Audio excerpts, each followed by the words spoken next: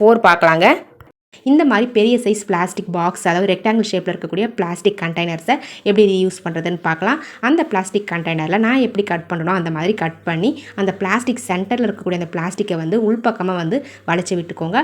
கத்தியை ஹீட் பண்ணிவிட்டு இந்த மாதிரி ப்ரெஸ் பண்ணிங்க அப்படின்னா உங்களுக்கு அந்த பிளாஸ்டிக் வந்து உள்பக்கமாக வளைச்சி கொடுத்துரும். பாருங்கள், இந்த மாதிரி வளைச்சி எடுத்துக்கோங்க ஃப்ரெண்ட்ஸ். அவ்வளோதாங்க, வேறு எதுவுமே செய்ய வேண்டியது இல்லைங்க. ஜஸ்ட்டு ஒரு கட் பண்ணிவிட்டு அந்த பிளாஸ்டிக்கை உள்பக்கமாக வளைச்சி விட்டுட்டிங்க அப்படின்னா நம்மளுக்கு ஒரு சூப்பரான சிங்க் ஆர்கனைசர் கிடச்சிருங்க ஃப்ரெண்ட்ஸ். நம்ம வளைச்சி விட்டுருக்க அந்த பிளாஸ்டிக் வந்து பார்த்திங்கன்னா ஒரு டிவைடர் மாதிரி உங்களுக்கு கிடச்சிரும். ஸோ இப்போ நம்ம ஒரு சைடில் பாத்திரம் வாஷ் பண்ணுற சோப்பையும் இன்னொரு சைடில் வந்து பார்த்திங்கன்னா ஸ்க்ரப்பரையும் வச்சு யூஸ் பண்ணிக்கலாம்.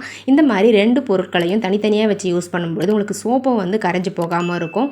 அதே நேரத்தில் ஸ்க்ரப்பரில் இருக்கக்கூடிய தண்ணி வந்து பார்த்திங்கன்னா ஈஸியாக உங்களுக்கு வெளியே வந்துடும். சோப்பையும் ஸ்க்ரப்பரையும் ஒரே பாத்திரத்தில் போட்டு நம்ம யூஸ் பண்ணும்போது என்ன ஆகும்னா ஸ்க்ரப்பரில் இருக்கக்கூடிய தண்ணி எல்லாமே சோப்பில் பட்டு சோப்பு நிறைய கரைஞ்சி வேஸ்ட் ஆகிக்கிட்டே இருக்கும். ஸோ அதை அவாய்ட் பண்ணுறதுக்கு இந்த ஆர்கனைசர் ரொம்பவே யூஸ்ஃபுல்லாக இருக்கும். தேவைப்படுறவங்க ட்ரை பண்ணி பாருங்கள்.